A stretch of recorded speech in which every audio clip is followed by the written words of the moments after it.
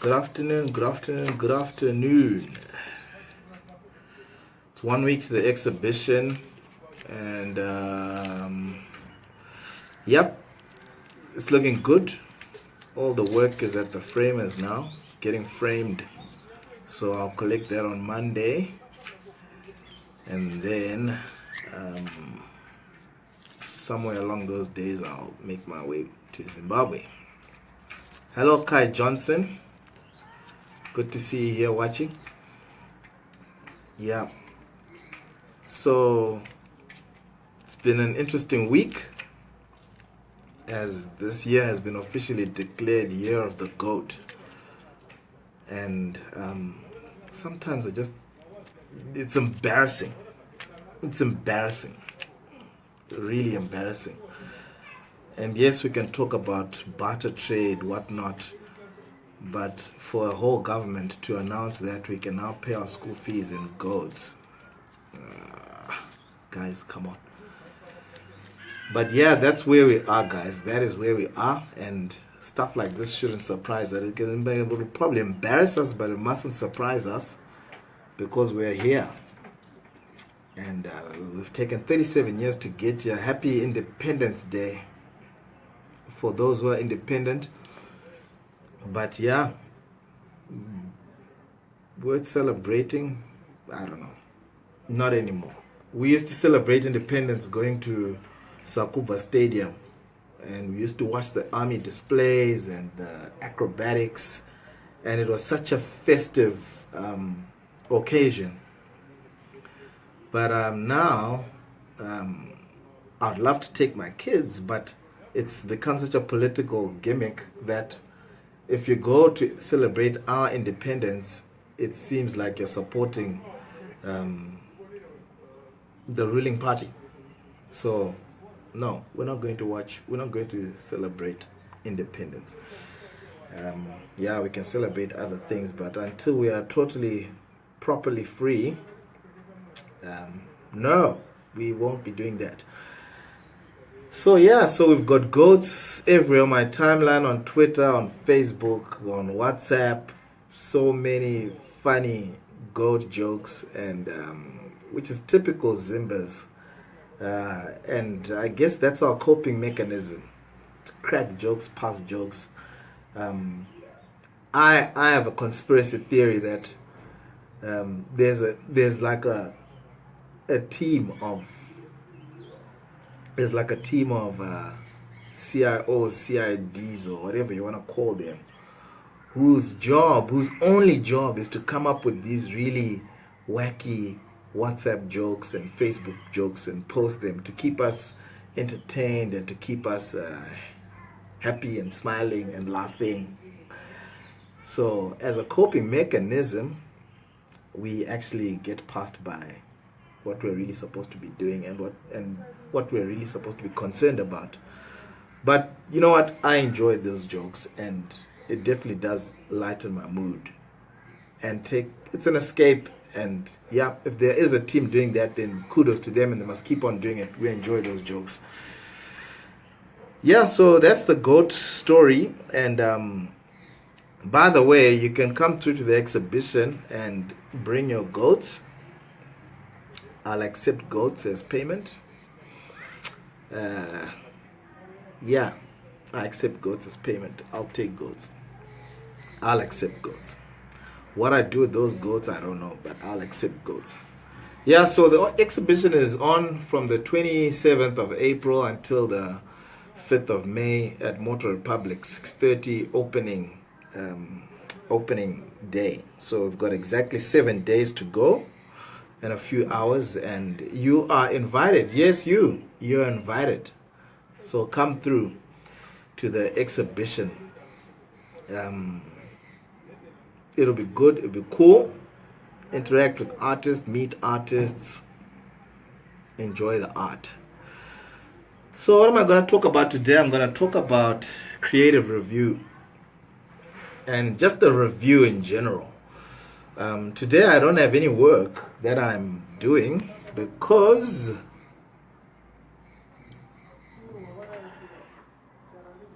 all the work is already gone out for framing. That's some of the work right there. But the work has gone out for framing, and I'm relaxed for the first time in a very long time. And it's been cool. So that work comes back on Monday. But talking creative review. Thank you. I have goats for you, Baynham. You have the goat, and not the greatest of all time. Fungwa, bring your goats. We accept goats. Yeah, everybody will have to accept both soon. Everybody was saying, hey, bond notes, we're not going to use bond notes, we're going to reject them. And everybody started using bond notes. Now I've got goats, and we're still making fun of the goats, but I'm building my danga in Dangamvura, and any goats I get, I'll be sending them there. So yeah, bring those goats. Yeah, so creative review. I think another reason why our arts in Zimbabwe don't progress is because of a lack of in-depth creative review and review of any form of the arts. And I don't mean public relations articles that don't critique anything. They just say, it was a good show, it was a nice show, what. And no in-depth creative review. And I could argue and say that it's also because maybe we don't even have the intellect to critique any of the arts, whether it be music, theater, art. We don't seem to have the in-depth knowledge to critique work, so that we uphold our artists to a certain standard, and they can't just throw stuff at us. And with that said, I'm inviting critics to come through to the exhibition and critique the work. I'm not afraid of critique. Let me tell you about critiques. In college, we'd do an assignment, and in the night before the assignment, I'd wake up early in the morning at around, I'd probably finish doing the assignment at about 3, and then go to sleep for 2 hours and wake up at about 5. And then, even though we had 2 weeks to do that assignment, then wake up at 5, and then I sit and I look at the work, and I start to critique the work. And obviously for college, because of the crit, as it was called, was an integral part of our course. And I would sit there and look at the work and think about it and critique it and prepare myself for the crit. Because there was no scarier time in college than when we had to put up our work and have it critiqued by our fellow students. So I would come in the morning, put the work up, and then you, the artist, would have the first go and talk about your work. I used this, I did that. And then after you've said what you need to say, then the floor is open for the critique. And my peers were not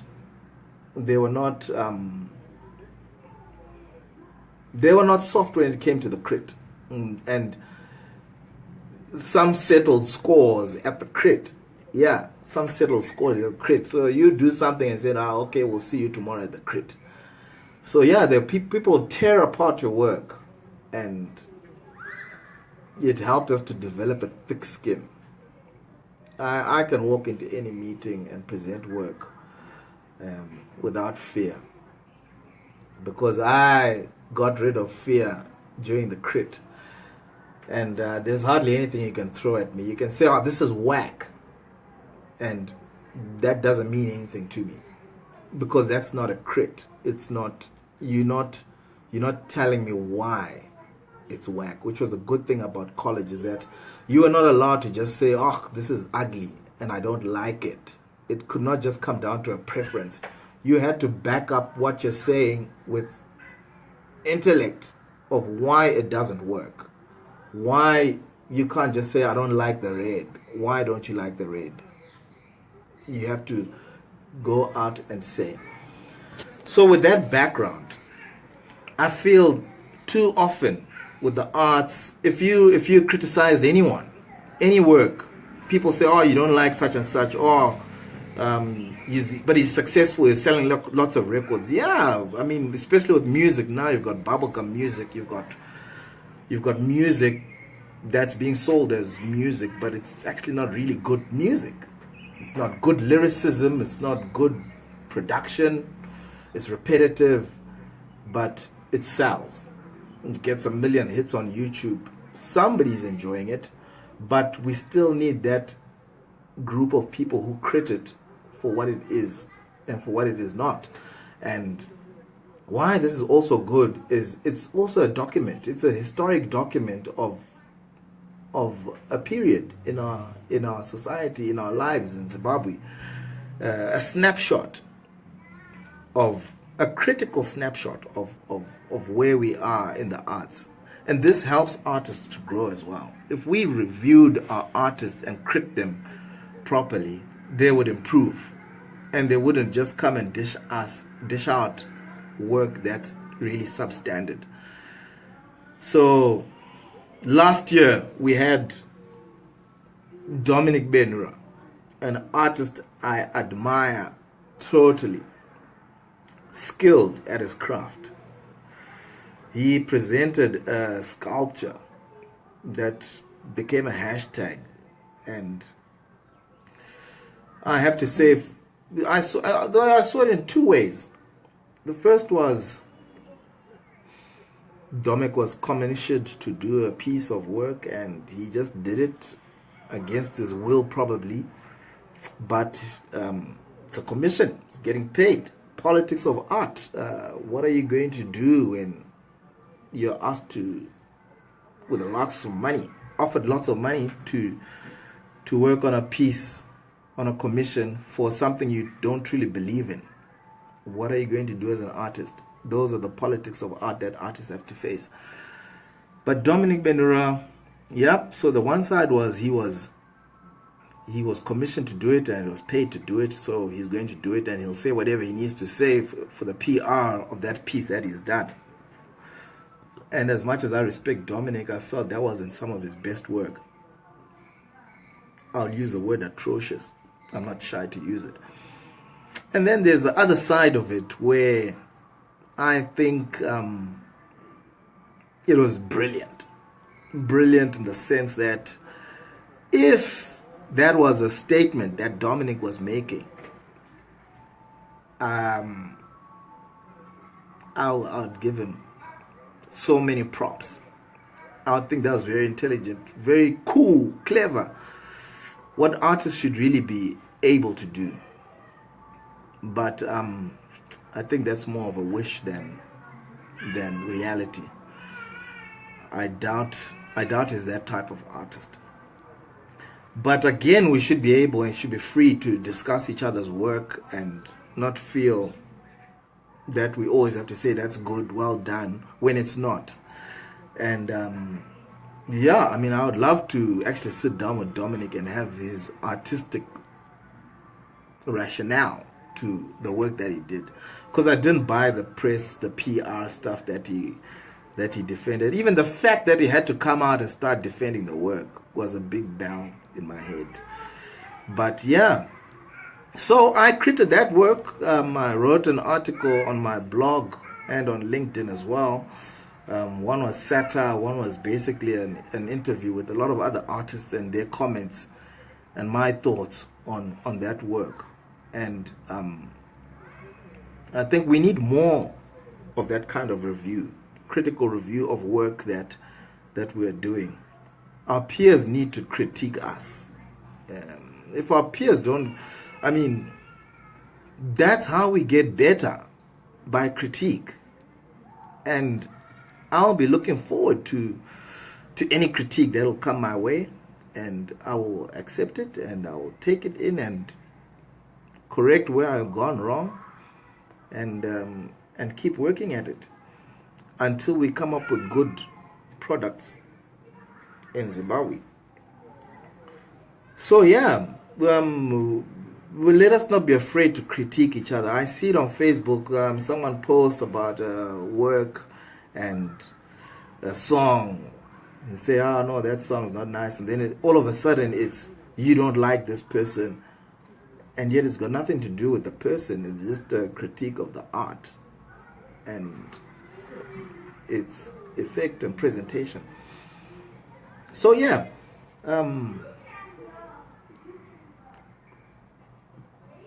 That's my thoughts on artistic reviews and reviews of any kind, whether we're reviewing film or. One thing I've noticed in Zimbabwe is that people will not tell you, they won't say no to you, and they won't say no, that's not cool, and they won't say that's ugly, go back and start again. They won't say that. We had a lecturer called Florence, and Florence she just didn't accept that you've done your assignment in 2 weeks. She would just tell you, you know what, you go back and do that work again. Start again from fresh, because that's not what you're able to do. That's not what you're capable of doing. Go back and start again. For someone like me who loves art and has dreams of collecting art, how does one critique art? Fungwa, that's a good question, and that's a difficult question. Here I am talking about critiquing art. It's not an easy question, and it's not an easy thing to do.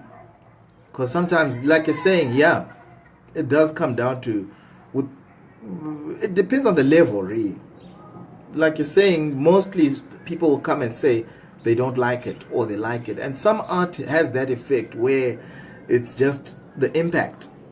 You see it and you like it, and that's it. But that's an interesting question. Very interesting question. I take it for granted, actually, that we should all be able to critique art.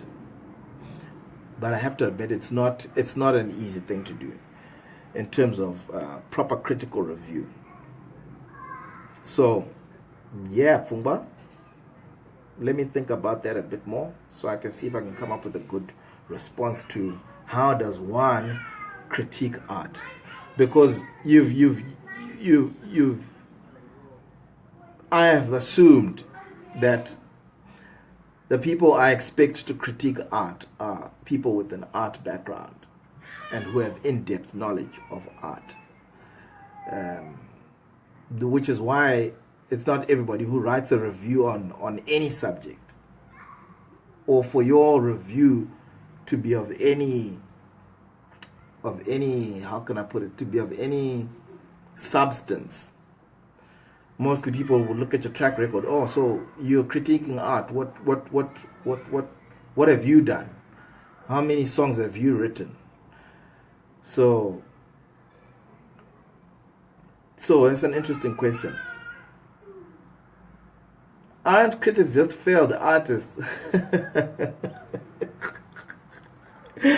You know what? I was thinking about that very thought. But no, not really, not really. But one thing I am sure of is that there are a lot of art critics, and I mean, I saw it at one exhibition I went to, a couple of it was actually Robert Machidi's exhibition. I don't know if probably the last exhibition I went to by Robert at in Joburg, and I was listening to a couple of ladies who were talking about art, and I have to admit they were talking rubbish.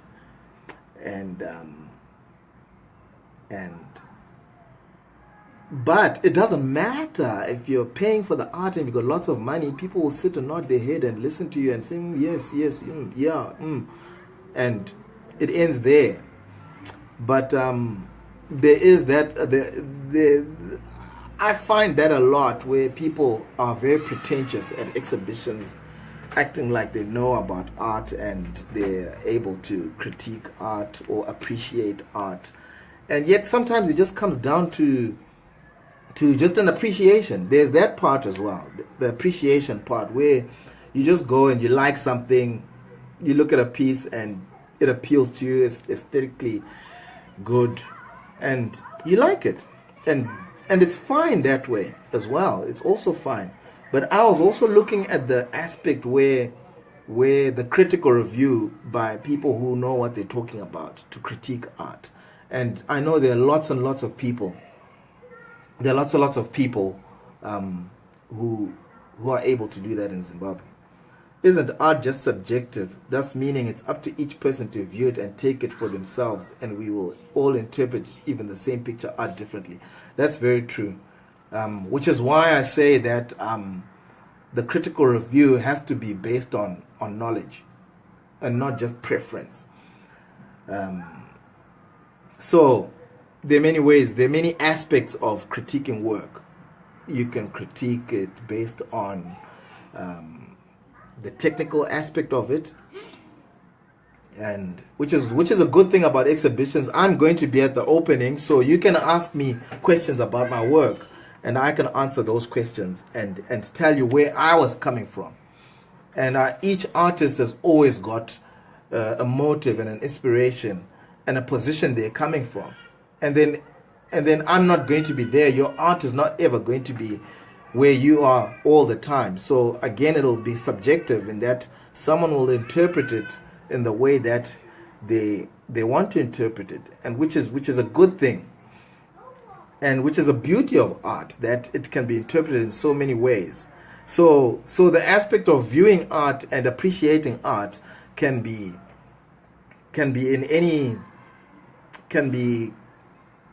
is subjective and can be enjoyed by anyone, which is why art can be enjoyed and appreciated by anyone. But then sometimes when you look at the critical review, then that's more of it can be technical. So in design, design is different to art in that it has to have a function, and it's always a balance between form, aesthetics, and function. So I can't just spray stuff on the canvas per se in design and expect that to serve a function and say it's open to interpretation. In design, I can't do that.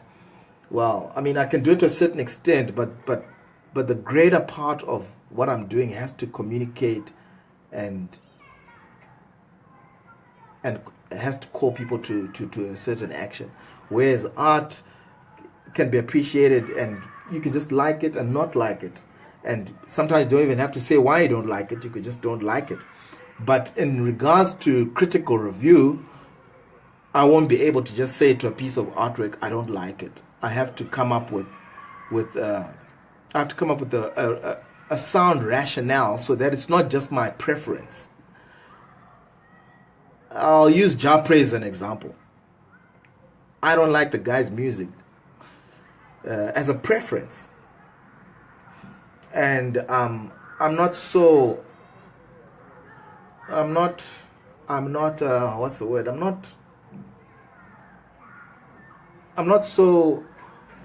well informed about that type of pop music for me to give a critical review of it. But in terms of preference, I don't like it, and I don't think it's cool. But it's very successful, and he's doing what he's doing very well, and it's a success, and it's working for him. So it takes someone in the same field and with experience to be able to critique art. And you're wrong on Ja. I love Ja. You see, that's a preference. I think it's monotonous. I think his songs, I couldn't listen to a whole album of Ja Praiser because it sounds all the same and it's very monotonous. But it's pop music. It's not. I come from a very different background in terms of music. I used to listen to underground hip hop, where I appreciated it for the art form that it was in terms of storytelling, and so I couldn't listen to what's being sold as rap now. because it just doesn't have that depth to it. But it's very successful. People make a lot of money from it, and the guys are millionaires. So Ja is also doing his thing, and people like him. Again, that's a preference. And I couldn't write a whole critical review about his music because for me it's just a preference. I don't know much about it. So I would say it does take someone who has knowledge of art to critique art.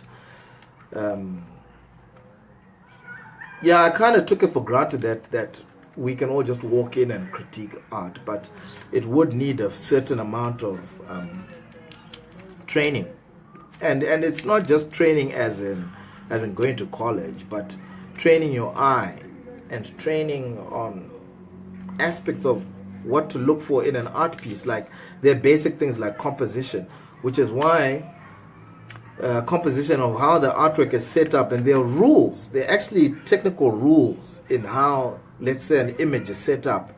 I'm shooting this in landscape format, and in landscape format, in film and in photography, there's the rule of thirds, which divides the frame into three. So you've got 1, 2, 3. So I could shoot from that angle, I could shoot from that angle, or I could center it, or I could zoom in or zoom out. And these are all things that you can talk about when you're discussing, let's say, film photography. That's all part of composition, and we can do that with artwork as well. So that's an interesting question that you asked for. But I'd say that you need a trained eye to critique art. I mean, we can pass opinions, but like with any critical review, if it's going to be taken seriously, internationally, then it needs an experienced eye to critique that work.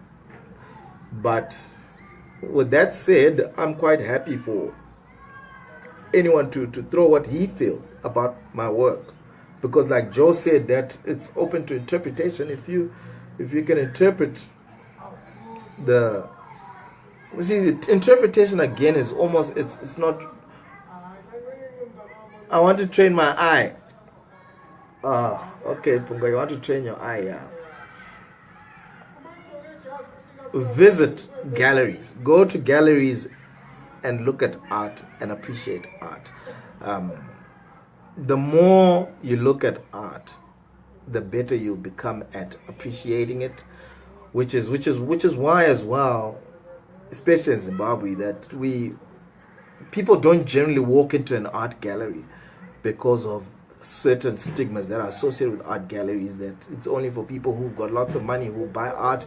We don't buy art, so why should I go to galleries? But we should go to galleries to view art and enjoy art and appreciate it and be inspired by it, and open our minds to other worlds, because generally we live in such a technical world that is not open to interpretation. You don't have that freedom to just go and enjoy a piece of artwork and appreciate it and interpret it the way you want to. Everywhere else we're told what to do and told we're being told what to do, how to think, and what to say most of the time. So go to galleries, experience art, enjoy art. Art helps preserve cultures and traditions. Yeah, that's another aspect of the politics of art, preservation of culture and traditions. And I'm sad to say that a lot of the art that is in Zimbabwe, I'll talk about Zimbabwe, I'm not going to talk much about other countries, etc., is I think it's a bit, it slants towards commercialism, which is not a bad thing, but it won't get we don't get the preservation of cultures and traditions, because also firstly we don't value our cultures and traditions. which is why that we don't see a need to create art that preserves cultures and traditions. We don't see the importance of indigenous knowledge. So whatever themes that we might start doing now or that are being done now have nothing to do with our culture and our traditions. And but that's an aspect of the politics of art. Again, you can, as an artist, is that what I want to do? Maybe not. Maybe I'm more interested in social commentary, or maybe I just want to make work that's aesthetically pleasing and not necessarily focused on my culture or traditions. But at the same time, this is where art critics come into place and critical review comes into place. Whatever art is created in a period, we need to document it, which is another thing that doesn't really happen. There's no documentation of our art. And where can we find art except in our national galleries? Where? You'll probably find out that at the museum. We don't have a museum of art in Zimbabwe. There's no museum of art, of just the arts. It's always a mishmash. So we don't have that culture per se of documenting our work. We probably can't even go online and find a collection of Zimbabwean art. You'll find a lot of Zimbabwean stone sculpture. And I think generally the art industry is very fragmented and almost a dog eat dog. I don't know. But I feel there's not a strong preservation of culture and traditions. And I look at my work and I'm guilty of that. To a certain extent, I'm also guilty of that. Like the museum in Mutare that has both live and stuffed animals. Yeah. I love the museum in Mutare though. I really like it. I think it's the only one that has that vintage car collection. And I haven't been to a museum in decades. I think the last time I went to a museum was the Bulwer Museum in 2006. And I haven't been since. So I'll definitely take my kids there next time I'm in Zim, or go to a museum. But yeah, there's no art in the museums because we don't have a culture of appreciating art. And I don't know, will it change? Are we prepared to change it? I don't know. But we need to take art to the people. I remember Masimba and David Chinyama at some point were doing a project where they wanted to take art to the people, to the locations, and take art to the people. Generally demystify art. I don't know what happened to that project. I don't know if it succeeded or if they went ahead and did it. David or Masimba, if you're there, please comment and let us know about that project, whatever happened to it. But yeah, art is still a preserve for the elite to a certain extent, and they're the ones who buy art and in turn appreciate art, and then to a certain extent dictate what artists paint and how artists paint or create their art, because they determine who's hot and who's not. I think the younger generation is more aware of the need for art than our father's generations. I totally agree with that. And which is a good thing. I mean, now we've got institutions that offer art in Zimbabwe, more institutions that offer art and encouragement. And I think also children are growing up seeing people pursue art professionally. I mean, even singing was looked down upon. Music was looked down upon. But now people actually make good living out of music. Even sport was looked down upon. You'd say, oh, I want to be a sportsman, or I'm doing sports. I say, no, do your books first before you do your sport, or you were grounded and said, okay, you can't play cricket for the next 6 months because your grades are low, and that's 6 months out of your development as a cricketer, and you want to be a cricket player when you leave school. So those stigmas those walls have been broken down, and our generations are more aware and exposed to a lot more, which is good. And we need to just keep pushing. We need to keep raising awareness about art, which is why I'm inviting lots more people to my exhibition,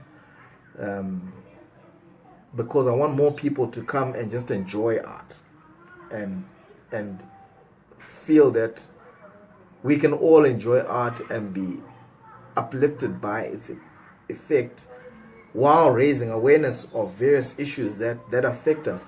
I think that's also one of the important things about art, is that it focuses on important, it can focus on important issues and raise awareness for important issues, because people would rather sit and watch a movie or look at a poster or painting than read a 10-page document about various social ills or social issues that affect us. We were discussing the other day on Twitter about Chas Maviani Davis, and the work that he did. He actually had to leave Zimbabwe because of some of the art that he was producing, because it was speaking very strong messages in a graphic form, very simple, very easy to understand, and that became a problem, and he had to leave the country because of that. So which also is another thing why people get away from certain aspects of art, because they feel that there's not a clear there's no freedom of expression in Zimbabwe, that you can create art and people can just enjoy art. For instance, let's say my exhibition was very political. The majority of people won't even attend the show because they're afraid of the association that will come with just attending a show. Even comedians, I see comedians out there, but there are issues that they won't tackle because it's tricky.